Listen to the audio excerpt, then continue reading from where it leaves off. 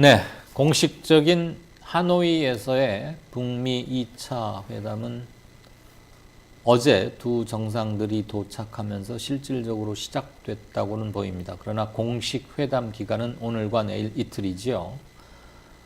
하노이 통신이라고 할까요? 직접 하노이에 가 계신 건 아니지만 앉아서 천리를 내다보는 인문결 연구소 임상훈 소장 모시고 하노이의 하자만 들어가는 또는 정상회담 관련 뉴스는 모조리 다 정리해 드리겠습니다. 어서 오십시오. 네, 안녕하십니까?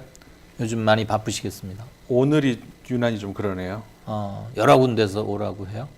아니 뭐 오라고는 아니면 전화도 있고 직접 가야 되는 데도 있고 그냥 이강윤의 오늘하고만 한다고 하세요. 그러겠습니다. 자, 기대와 긴장감 속에서 지금 시간을 보내고 있을 것이고 두 정상은 네. 이제 실무 접촉진들의 의제 조율, 뭐 선언서 초안 작성 이런 건 끝났거나 거의 막바지라고 보는 게 맞겠죠. 그렇죠. 네. 그렇게 봐야 되겠죠.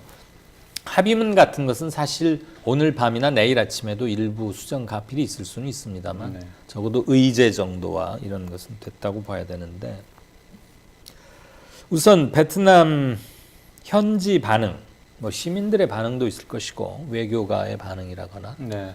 북미 양측의 이런 것들 좀 한번 묶어볼까요? 뭐 일단 베트남의 반응은 우리가 짐작할 수 있는 것처럼 기대, 그다음에 긴장 이런 것들이 이제 공존하고 있죠. 그리고 이제 뭐 우리 언론을 통해서도 지금 계속 속보도 들어오고 특별 편성을 해서 뭐 나오고 있습니다만은 그 현지 주민들 같은 경우에는 길거리 걸어 다니는 것도 그러니까 그 뭐 다 모든 거리가 아니라 그 김정은 위원장의 숙소라든가 회담장이라거나 그렇죠. 그런 근처에 길을 통과할 때도 베트남 현지 국민들도 이제 신분증 검사를 네. 한다든가 이럴 정도로 아주 삼엄하게 경계가 이제 펼쳐지고 있는데 뭐 그런 것에 대해서 당연히 불만도 나오겠지만 굉장히 하여간 베트남으로서는 뿌듯해하는 것 같습니다. 뭐 역사의 현장이고 그렇죠. 하노이라는 도시가 워낙 그 호치민 선생 주석 때문에라도 네. 역사성이 깊은 네, 유서 깊은 도시인데 네. 또 이런 중요한 회담이 그렇죠. 열리니까 그리고 다른 나라가 아니라 바로 이 미국과 그렇죠. 북한을 자기 땅으로 불러서 사실 그 과거잖아요. 그 베트남의 과거 그리고 베트남의 미래 이런 것들을 그 두 나라를 불러서 이렇게 보여주고 설명해주고 할 수 있는 그런 자리를 제공했다는 데에 대해서 굉장한 자부심을 느껴 하는 것 같아요. 예. 공자 앞에서 문자 쓰는 것 같아서 죄송하지만 제가 오프닝 거리를 뭘로 할까 이렇게 매일 고민을 하는데 네. 저는 하노이에서 이번 북미 회담이 열린다는 것도 참 그 뭐라고 해야 되죠? 아이러니는 아니고 묘한 인연이 이렇게 딱 겹쳤다. 이를테면 미국은 북한과 적어도 전쟁 측면에서는 비긴 거죠. 어느 쪽 승패가 명확하지 않았으니까. 미국과 북한이 네. 네, 뭐 일단 네. 잘 동의가 안 되세요? 아니 왜냐하면 저는 그 미국하고 베트남 전쟁도 마찬가지인 게 그거는 미국이 이겼다고 봐야 되죠. 아니 참 미국이 졌다고 해야죠. 그러니까 이게 희생자가 어디가 더 많이 발생했냐 그렇게 따지면은 미국이 이긴 거지만 흔히 우리가 그렇게 표현을 안 하는 이유가 전쟁의 승패를 희생자 수로 보다는 네. 처음에 누가 먼저 시작을 해서 네. 목적을 달성을 하려고 했는데 그 목적 달성 이루지 못하고 그렇죠. 그리고 떠났느냐 패퇴한 거니까. 그렇죠. 그걸 놓고 봤기 때문에 미국이 이제 패했다라고 한다 그러면은 네. 적어도 북한이 먼저 3파선을 넘었다라는 가정 하에서 그렇다면 북한이 실패를 했다고 봐야 되겠지 않습니까? 네, 네. 그러니까 이제 남북 전쟁의 기원과 전쟁 원인까지 이렇게 학구적으로 파고 드시니까 제가 한마디 하려다가 굉장히 쭈뼛거려지는데. 네. 아무튼 그게 본론은 아니시잖아요. 네. 네.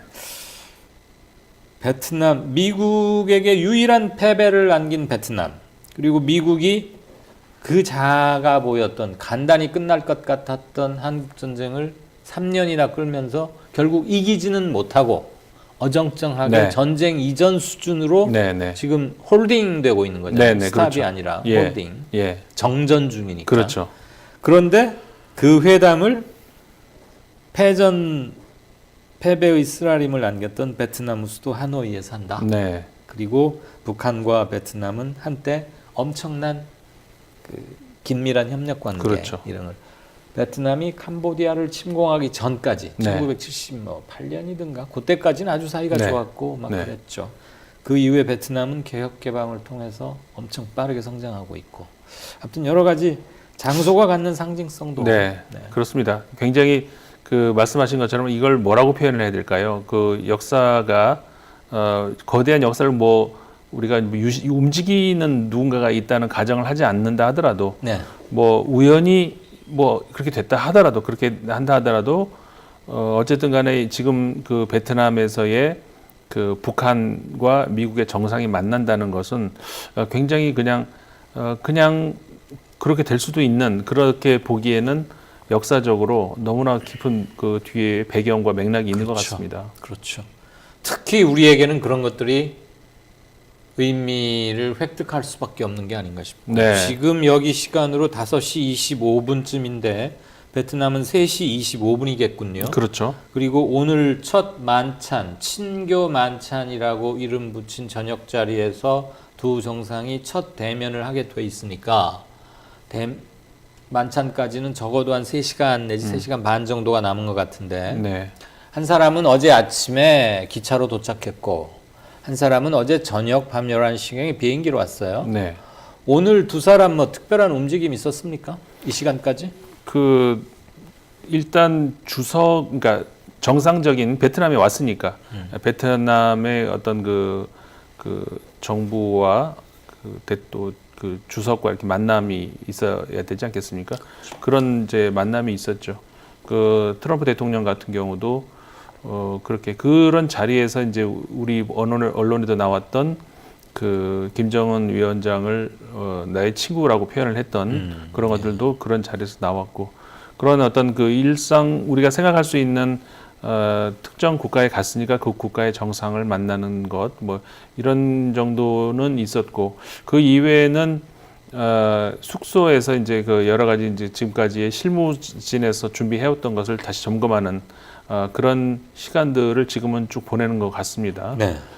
이제 식사를 하고 식사 시간이 뭐 한 2시간 정도라고 하죠. 네. 그러니까는 단독 회담 물론 하고, 그리고 또 이제 그 식사를 겸한 그 주변의 측근들과 이렇게 같이 확대 3명씩 해서 뭐 그렇죠. 밥 먹고 한다든지 그렇게 한다는 뭐 이런 이제 보도가 지금 나와 있습니다만은 그런 정도. 그러니까 오늘은 본격적인 내일은 정말 수시로 이제 만났다가 예. 떨어졌다가 막 이렇게 한다는 거 아닙니까? 그것을 준비하기 위한 사전 어떤 뭐라고 할까요? 서로 간의 어떤 그 테스트라 그럴까? 몸풀기? 과연 이제 진짜 내가 실무진들로부터 들어온 보고받은 이야기가 것과 맞나라고 하면서 이제 싹 한번 서로 보는 것, 그런 정도의 자리가 되지 않을까. 확인차. 네. 상대방의 진의를 진짜 한번 맞는지 확인을 해보는 그런 게 되겠죠. 사람과 사람이 만난다는 것은 문화와 인종이 다르고 언어가 다르다고 해도 네. 이렇게 지근의 거리에서 얼굴과 표정과 그렇죠. 어조 같은 걸 보면서 느껴지는 기운이나 그렇죠. 뭐가 있지 않습니까? 그렇죠. 뭐 밑에 실무진들이 잘 정교하게 써서 올라온 보고서를 읽고 이렇게 하는 것과 직접 만나서 듣는 건 굉장히 다를 텐데, 그렇죠. 친교 저녁 만찬이라고 이름 붙여진, 그러니까 지금 미국 측에서는 오피셜 미팅, 이건 어떻게든 빼려고 그냥 친교라는 말을 붙인 것 같은데, 그 식사 이전에 김정은 클린턴이 단둘이 트럼프가 김정인 트럼프가 단둘이 20분간 지금 만나기로 돼 있잖아요. 네. 원래 예정 표도를 하면. 네네.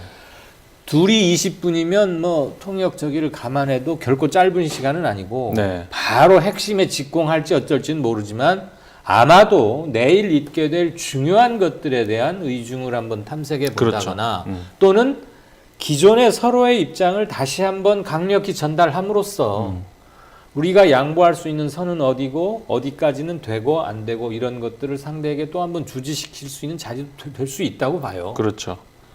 그 자리에서 사실 둘이 무슨 얘기하겠어요, 20분간.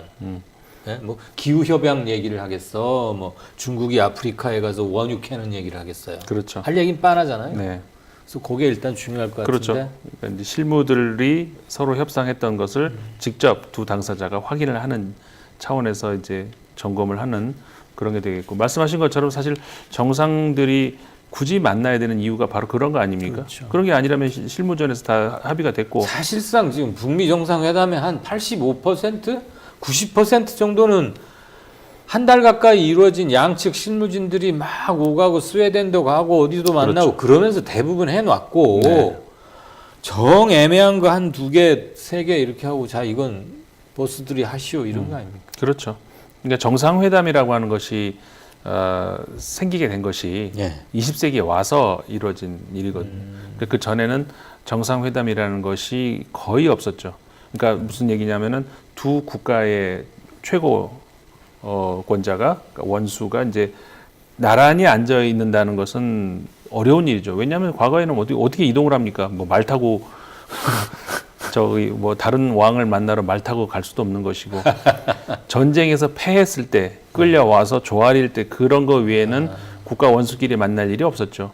이게 이제 비행기라고 하는 그 이동수단이 만들어지면서 이제 20세기 들어와서 정상회담이 만들어진 건데 그러다 보니까는 그 저기 변수가 생길 수 있는 그런 것이 바로 그 1대1로 만났을 때의 그 기라고 하는 게 있지 않습니까? 기. 네, 네. 그러니까 과거에도 이제 그 우리가 몇 가지 유명한 일화 중에서 이제 케네디 대통령과 그 당시에도 젊은 대통령에 대한 우려 뭐 이런 게 있었지만 오히려 기에서 이렇게 눌러버렸다는 거 아니겠습니까? 후르시초프를. 그렇죠, 후르시초프를 그 굉장히 뭐 제가 현장에 가보지 않아서 모릅니다만 굉장히 피곤할 정도로 어떤 그 뭐라고 할까 후르시초프가 나중에는 좀 이렇게 기에 눌려 있었다. 오, 그럴 정도로 액티브했대요, 케네디가. 뭐 그랬다고 하죠. 저도 보지는 못했습니다. 예. 뭐 그런 거라든가. 대충 맞겠죠, 그 얘기가. 예.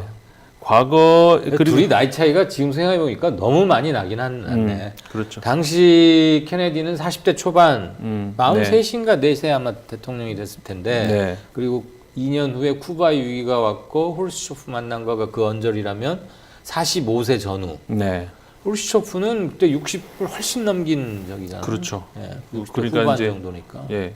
그런 거. 그다음에 이제 뭐 예를 들자면은 그 푸틴 대통령이 꼭 저 메르켈 총리 만날 때는 개를 끌고 간다든가. 걔를 왜요? 왜냐하면 메르켈 총리가 개를 무서워한답니다. 야, 근데 그거 상대방 측에서 의전해서 독일 측에서 걔는 no 하면은 그래서 저도 그게 근데 안 돼야 못 그러니까 가지고 가야 되는 거 아니에요? 독일에서는 못했겠죠. 러시아에서는 자기 기르는 개가 또 요만한 게 아니고 정말 큰 개. 꿀로 옆으로 데리고 쓱 메르켈 총리가 실제로 표정이 싹 그런 그 표정이 잡히고 막 그랬거든요. 거의 뭐 푸틴은 트럼프급이거나 트럼프를 능가하네요. 그러니까 좀 상상을 초월하는 그런 일들이 그러니까 이런 것들이 이런 이야기가 어쨌든 정상회담이라고 하는 것이 그런 그 실무선에서 많은 조율이 됐다 하더라도 그런 일부 변수가 있을 수 있다는 것 뭐 그런 게 이제 그 어떻게 보면 정상회담의 또 재미이기도 하죠. 네, 그리고 정상회담에서만 나올 수 있는 현상이기도 하고. 네네. 어쨌거나 그 지금 오늘 최고의 관심사는 밥 먹는 것도 밥 먹는 거지만 그 이전에 20분간 단독 회동인데 그거는 아마 바로 언론에 발표를 하거나 이러지는 어떻게 보세요? 그러니까 그게 그 저도 궁금한데 네. 바로 발표가 될 것인가? 아무래도 그 내일 종합적인 어떤 발표가 나오지 않겠는가? 그렇죠. 예, 그렇게 예상은 합니다만은 분위기는 그래도 오늘 저녁에 좀 읽을 수 있지 않을까요? 그 정도는 해줘야지 않겠어요. 예. 지금 뭐 저희뿐만 아니라 기자라고 하는 사람들은 당연히 기자를 언급할 필요 없이 모든 시민이 관심 있는 시민이라면 오늘의 핵심은 그 20분 밀담인데 네. 회의 주최 측에서도 최소한 분위기와 서로 어떤 인사말과 덕담 정도 했다는 것쯤은 공개를 해줘야지. 그렇죠. 그걸 완전히 입 닫고 있기도 힘들고 그렇죠. 완전히 닫아버리면 혹시라도 추측성 오보가 나느니 차라리 공개해도 될 만한 것만 하고 네. 진짜 컨피덴셜한 거는 내일로 넘겨서 그렇죠. 이렇게 하지 않을까. 그러지 않을까 싶습니다. 예, 아무튼 그리고 그 분위기를 또 현장에 있는 기자들이 얼마나 촉을 곤두세우고 있는데 분위기로도 그 감을 잡지 않을까요? 근데 이번에 보니까 확실히 그 우리가 경험했던 경우와 좀 다른 게 어제 아침에 김정은 위원장이 동당 예. 거기 도착했을 때 30cm, 30m만 펜스를 치고 기자들이 거기까지 접근이 가능한 거예요. 30m면 결코 멀진 않거든요. 네네. 국가 원수를 경호하는 차원에서라면 네. 대개는 뭐 통제선을 굉장히 멀리 두고 하는데 30m면 큰 소리로 부르면 들릴 수도 있는 거리인데 그거 하는 게 놀랬고 미국은 좀 세게 하긴 하더라고요. 어쨌거나 오늘의 핵심은 그건데 아쉽게도 시간상 우리가 그 사진이나 한두 마디 발언도 할 수는 없었다. 그 점은 아쉽게 생각하고요. 아까 조금 말씀하셨는데 베트남 주석을 만나면서 트럼프가 김정은 위원장에 대해서 내 친구, 네. my friend. 이거 의례적으로 한 말입니까? 아니면 진짜 진심과 애정이 담긴 말로 보십니까? 일단 한국말로 이제 내 친구하고는 다르죠. 한국 대통령이 누군가를 이제 내 친구 뭐 이렇게 얘기했다는 건 더 뭐라고 할까 더 친밀감 표시를 하겠지만 네. 영어로 이제 my friend 정도는 그거보다는 덜하겠. 한국말보다는 덜하지만 그래도 중요한 것은 트럼프 대통령의 지금까지의 김정은 위원장을 부르는 그 호칭이 여러 가지가 있었지 않습니까? 로켓맨도 뭐 있었고 진짜 뭐. 극단 이쪽 끝에서 이쪽 끝까지 네. 다 있었는데 그 my friend라는 표현은 이번에 처음 나왔다는 것. 그리고 가장 친밀한 것 그동안에 그렇죠. 했던 호칭 지금까지 했던 중에서는 것 중에서는 가장 친밀한 표현이 my friend이니까 네. 지금까지 했던 것과 다른 새로운 어떤 그 친근감을 표현하는 그런 표현이 나왔다는 것. 그 점에 있어서는 그 뭐라고 할까요? 그 이번에 회담 임하는 그 트럼프 대통령이 죄송합니다. 적어도 이제 어느 정도의 보고를 받고 준비를 하고 왔는지 정도는 우리가 가늠을 할 수 있다는 것이죠. 그 트럼프 만난 적은 혹시 없죠. 네. 텔레비에서 이렇게 보면 굉장히 제스처가 크고 네. 모션도 크고 허풍도 잘 칠 것 같고 네. 폼도 잘 잡고 뭐 폼생폼사의 가오 네. 포카 치면은 미천 다 떨어져 겉으로는 막 이럴 스타일 같은데 그러니까 이 사람 말은 좀 과장이 많을 것 같아요 기분에. 그래서 my friend라는 게 영어권 사회에서 얼마만한 친밀도 아까 그 부분을 말씀해 주셨고 그냥 이것을 의례적인 또는 외교적인 뭐 수사로 볼 수도 있지만 다분히 내가 이번에 상당히 기대를 갖고 있고 우리 잘해보자 라는 것을 부드러운 호칭을 통해서 그렇죠. 네. 어쨌거나 뭐 지금 본격적으로 만나기 전이니까 이런 게 다 뉴스가 되는 거야. 네. 만나고 나면 이런 건 다 이렇게 동그라미 땡땡땡 하는 신문 용어로 마루땡이라고 해서 그냥 이모저모 두 줄짜리로 쓰는 건데 오늘 저녁 아까 얘기 좀 했습니다마는 20분간 단독 미팅하고 저녁 먹고는 바로 헤어지는 그렇죠. 일단은 그렇죠. 네. 내일 워낙에 내일 그 일정이 빡빡하지 않습니까? 둘이 뭐 같이 손잡고 어디 베트남 하노이에 유명한 호키엠인가 공원이 있어요. 뭐 칼을 던졌대나 뭐 했대나 뭐 그런 유래가 있는 호수던데 거기 한 바퀴씩 걷거나 그러지 않을까? 따로 하지 않겠습니까? 따로. 그 아까 이제 잠깐 말씀하셨는데 그 이번에 저도 놀란 것 중에 하나는 김정은 위원장의 그 경호 네.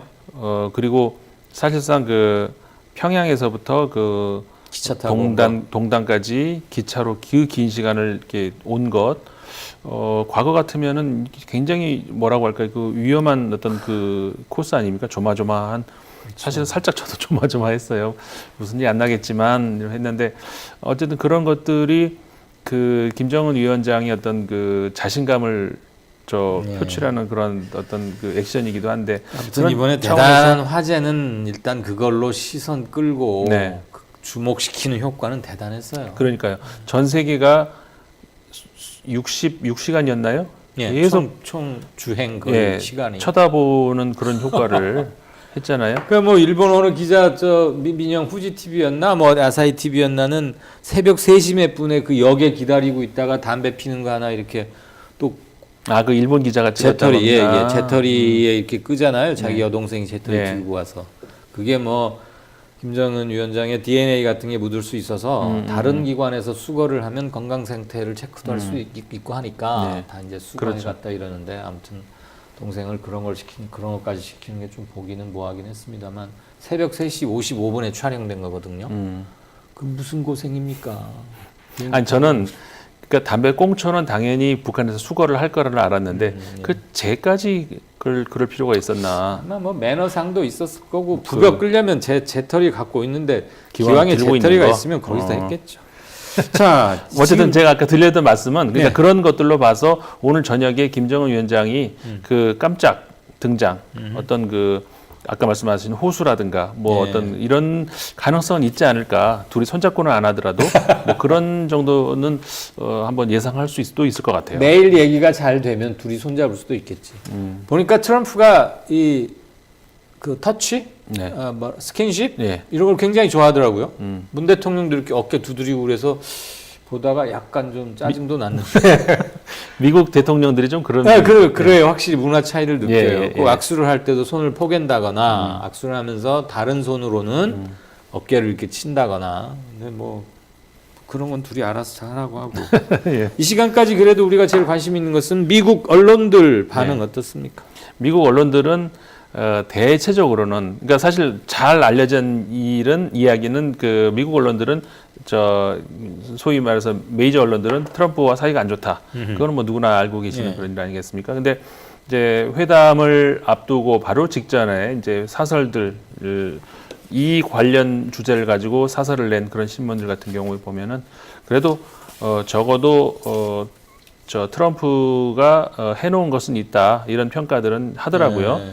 그러니까 무슨 얘기냐면 그 영국 언론도 마찬가지고 어쨌든 간에 2018년부터 지금까지 북한과 큰 어떤 그 군사적 위기는 없지 않느냐 그런 것 그러니까 그런 평가 그러면서 동시에 그 평가 다음에 이제 우려를 살짝 얻는 것은 개인 외교라는 말을 쓰더라고요. 저기 그 트럼프 대통령의 외교 스타일에 대해서 무슨 얘기냐면은 그러니까 저 참모들을 같이 이제 시스템 안에서 어떤 그 종합을 하는 그리고 실무자들의 어떤 일을 하는 것들을 보고를 받고 그 다음에 지시를 한다든가 이런 게 아니고 자다가 갑자기 트위터로 뻥 이렇게 소식을 뭐 날린다든가 뭐 이런 그러니까 이번 김정은 위원장과도 이런 개인 외교 스타일 이런 것들이 나와가지고 돌발 상황이 나오진 않겠는가라고 하는 것을 미국 언론들은 여전히 우려를 하고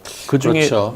그중에 대표적인 것이 그러니까 이 두 가지가 어떻게 보면 미국 사회가 가장 트럼프 대통령에게 이제 걱정 우려를 하고 있다 뭐 하는데 이게 뭐냐면 하나는 ICBM 문제 하나는 그 주한미군 철수 문제 네. 이건데 그러니까 ICBM이라고 하는 것은 뭐 어떤 차원에서 쓰냐면은 ICBM이 미국의 이제 안보 차원에서 본토를 타격할 그렇죠. 수 있으니까. 그러니까 물론 그러고 나면 북한은 뭐 끝장날 일이지만 끝장이지만, 예. 그래도 미국 국민 입장에서 어쨌든 간에 자기 땅으로까지 누군가가 쏠 무기를 가지고 있다는 것은 잠재적 위협만으로도 국민들 입장에서는 네. 유권자가 불안한데 그렇죠. 그러니까 그 안보 차원에서 미국은 ICBM을 반드시 막아야 된다.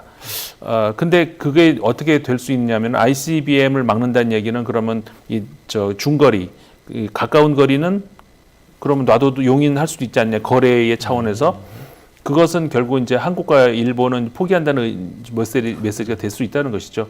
그거 혹시 포기하지 않겠는가? 그다음에 안보 문제 말고 이번엔 전략적 문제 그 차원에서 아까 주한미군 철수 예. 미국에게 주한미군 철수라고 하는 것은 한국민의 안위 걱정보다는 그 미국의 그 이 아시아 대륙에서의 한 칸 뒤로 물러난다는 그런 의미가 되는 것이기 때문에 이번에 혹시 저 북한과 주고받는 과정에서 주한미군을 철수한다는 걸 덜컥 받지 않을까? 트럼프가 그냥 파격적으로. 네. 그 우려를 그래서 아니 어떻게 앵커님 어떻게 보십니까? 저는 그 정도로 제가 뭐 견해가 있습니까?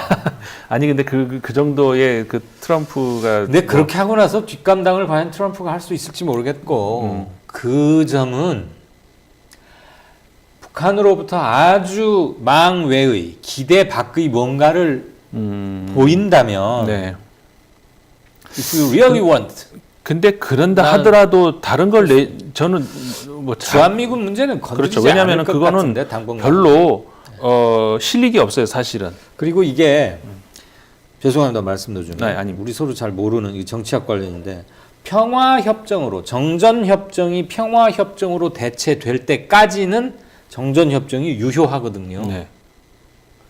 미국, 중국, 북한은 조인 당사자 3국이고 이제 우리도 당연히 끼어야 되는 것이고 네. 그렇게 해서 사인을 한 날까지는 정전협정이 네. 가고 네.